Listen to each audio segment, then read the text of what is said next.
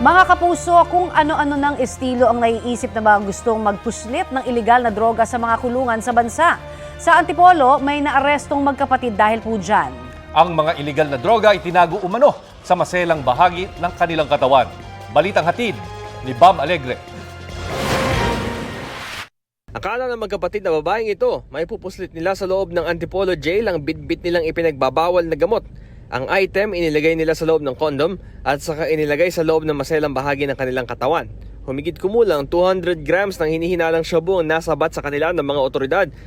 Accordingly, sa warden is nakatanggap siya ng information na may ipapasok na illegal na droga pero hindi alam kung kanino.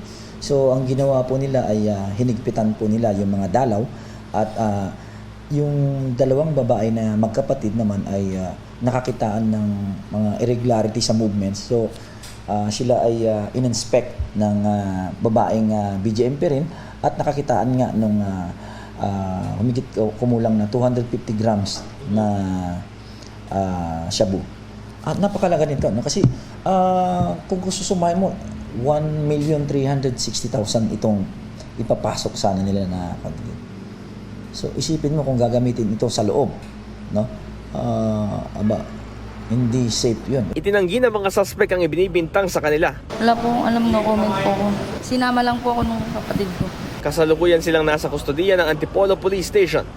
Droga rin ang nakuha sa grupo ng mga lalaki na unang sinita ng pulisya dahil sa pagsusugal ng tong-it sa barangay San Isidro sa Antipolo pa rin. 5 sachet ng hinihinalang shabu ang nakuha sa kanila.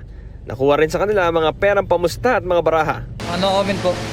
Wala po akong masasabi dun. Hindi ko naman po alam kasi yun eh.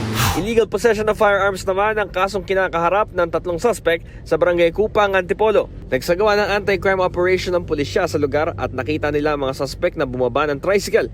Ayon sa mga pulis, baka sa kanilang mga bag ang dala nilang mga baril kaya inaresto sila. Kabilang narito ang 2 kalibre 38 na revolver at mga live ammunition. Depensa ng isa sa mga suspect. Wala naman po kaming intention na manakit kasi po kami may ginagawa po kaming barracks po para po dun sa area. Bam Alegre, nagbabalita para sa GMA Integrated News.